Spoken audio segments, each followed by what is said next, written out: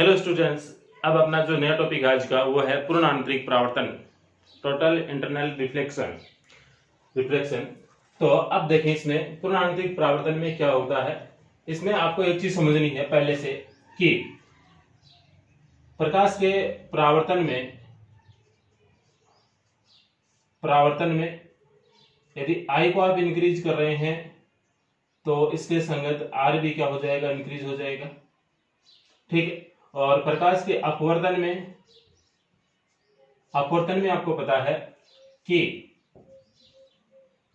यदि प्रकाश की किरण या आपका संघन माध्यम है, संघन माध्यम से विरल माध्यम में प्रवेश कर रही है, यदि प्रकाश की किरण संघन माध्यम से विरल माध्यम में प्रवेश कर रही है तो यह अभिलंब से दूर हट जाती है, अभिलंब से दूर हट जाती है।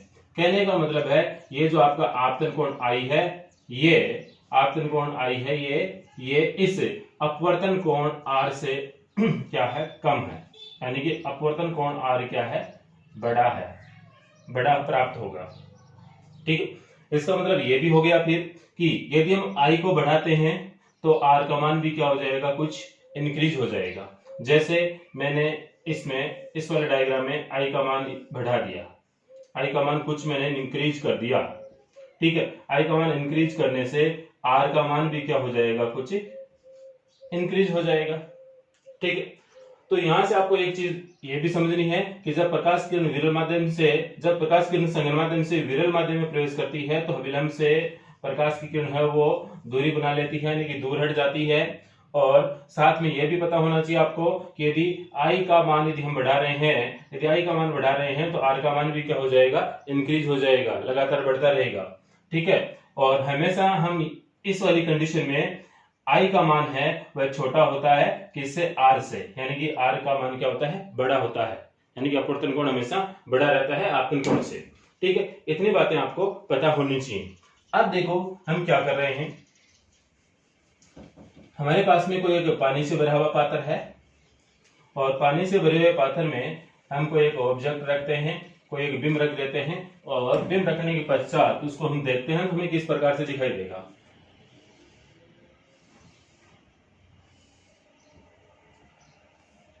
ये हमारे पास में कोई पात्र है,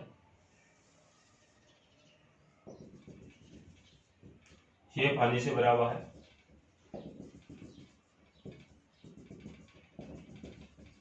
तो पानी से भरा हुआ है तो ये संघन माध्यम की तरह व्यवहार करेगा, संघन माध्यम है। ऊपर इसकी वायु है यहाँ पर, तो ये क्या हो गया, विरल माध्यम हो गया, विरल माध्यम। ठीक है। यहाँ पर इसका अपवर्तनांक है माध्यम का, वो मान लेते हैं nm, और यहाँ पर वायु का जो अपवर्तनांक है वो मान लेते हैं na, यानी कि एयर। यहाँ पर हमको एक ऑब्जेक्ट रखते हैं, ये ऑब्जेक्ट रख दिया हमने। ठीक है। अब इससे प्रकाश की किरण बाहर की तरफ निकल रही है, अभिलंब जाने वाले प्रकाश की किरण, इसको हम अभिलंब बाहर की साइड करेंगे। ठीक है। जैसे ही हमने आपतन कोण का मान बढ़ाया कुछ, यानी कि यहाँ पर हम एक अभिलंब ड्रॉ कर रहे हैं, ये आपका अभिलंब है।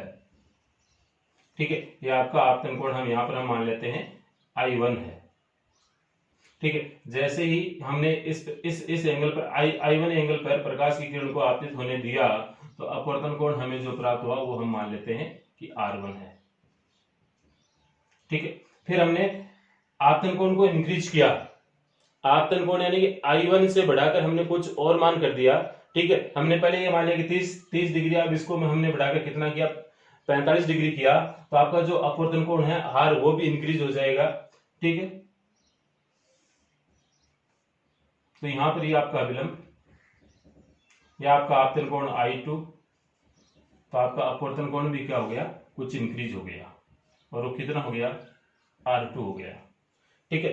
फिर हम एक कंडीशन ये वाली अप्लाई करते हैं कि किसी निश्चित आपतन कोण पर, किसी विशिष्ट या निश्चित आपतन कोण पर, यानी कि इसको हम ले रहे हैं थीटा सी, ले रहे हैं थीटा सी पर। ठीक है। तो थीटा सी पर यदि अपवर्तन कोण 90 डिग्री हो जाता है, अपवर्तन कोण कितना हो गया, 90 डिग्री हो गया, 90 डिग्री, इसको हम यानी कि theta C equals to I3, यानी कि आपतन कोण बोल रहे हैं इसको, ये आपतन कोण। इस आपतन कोण पर आपका जो अपवर्तन कोण है अपवर्तन कोण यानी R इज इक्वल टू कितना हो गया 90 डिग्री हो गया। तब इस कंडीशन में जो आपका ये आपतन कोण है, ये आपतन कोण क्या कहलाएगा, क्रांतिक कोण, क्रिटिकल एंगल, क्रांतिक कोण कहलाएगा। ठीक है।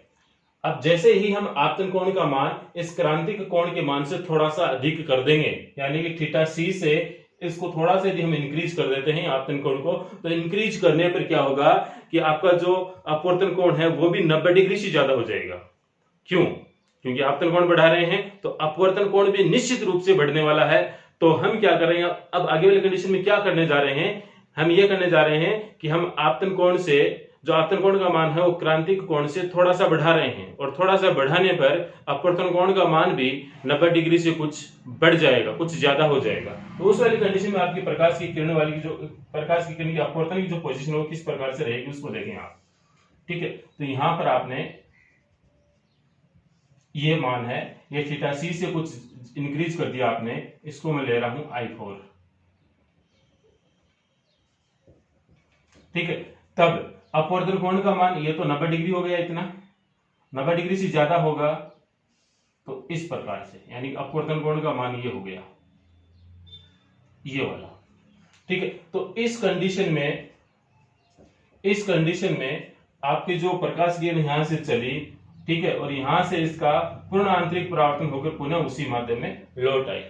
ठीक है। तो अब इस की डेफिनेशन क्या होगी, पूर्ण आंतरिक परावर्तन की डेफिनेशन क्या होगी वो यहां पर आपको समझनी है कि जब प्रकाश की किरण संघन माध्यम से चलकर विलयन माध्यम में प्रवेश करती है, ठीक है, तब प्रकाश किरण अपने पथ से विचलित हो जाती है।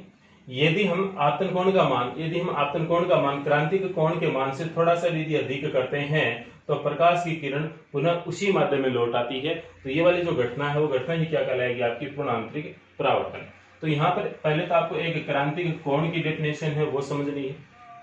क्रांतिक कोण क्या है, यदि आपतन कोण का मान हम इतना कर दें ताकि उसके लिए अपवर्तन कोण का मान कितना हो जाए, 90 डिग्री हो जाए, तो वह आपतन कोण ही क्या कहलाएगा, क्रांतिक कोण।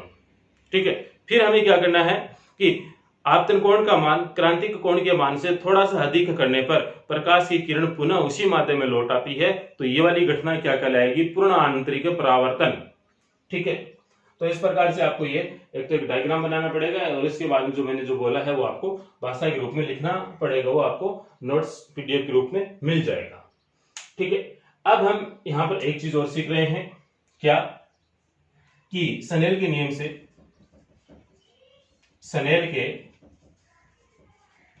से, ठीक है, इस वाली पोजीशन के लिए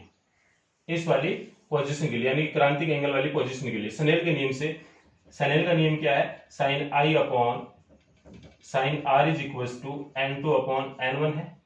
ठीक है। तो यहां पर आपको आपतन कोण I इज इक्वल टू कितना लेना है, थीटा सी, ये क्या आपका क्रांतिक कोण, और इस कंडीशन में अपवर्तन कोण कितना हो जाता है, 90 डिग्री। अपवर्तन कोण कितना हो जाता है, 90 डिग्री अपवर्तन कोण। ठीक है। और यहां पर आपको N2 माध्यम की जगह क्या दे रखा है, N2 की जगह दे रखा है आपको Na, और N1 की जगह आपको क्या दे रखा है, N1 की जगह आपको दे रखा है Na। तो ये आपका Na। ठीक है। ये सब वैल्यूज में यदि हम पुट कर देते हैं, तो हमारे पास में क्या आता है रिजल्ट वो देखें। तो sine theta C upon sine 90 is equal to NM upon Na। ठीक है। क्रॉस मल्टीप्लीकेशन करते हैं, तो साइन थीटा सी से मल्टीप्लाई बाई ये, तो Na is equal to NN sine 90, और साइन 90 की वैल्यू कितनी होती है, साइन 90 डिग्री का मान होता है 1। ये हो गया Na sine theta C is equal to NN, यानी कि साइन 90 का मान कितना हो गया, 1 हो गया। ठीक है। यहां से यदि हम थीटा सी का मान ज्ञात करना चाहें, ठीक है, तो आपको पहले तो एक स्टेप और एक्स्ट्रा लिख के बता देता हूं, यानी कि sine theta C is equal to NM upon Na, और theta C is equal to sine inverse NM upon Na। ठीक है, तो इस प्रकार से हम क्रिटिकल एंगल यानी कि क्रांतिक कोण का मान ज्ञात कर सकते हैं। ठीक है, इसके बाद में अब पूर्ण आंतरिक परावर्तन पर कुछ आधारित घटनाएं हैं, यानी कि पूर्ण आंतरिक परावर्तन का हम हमारे पास में उपयोग किस प्रकार से होता है, इस पर आधारित कौन कौन सी घटनाएं हैं, उनके बारे में हम चर्चा करेंगे। बट वो चर्चा हम करेंगे नेक्स्ट वीडियो में। बस इस वीडियो में इतना ही। ठीक है, और वीडियो देखने के लिए थैंक यू।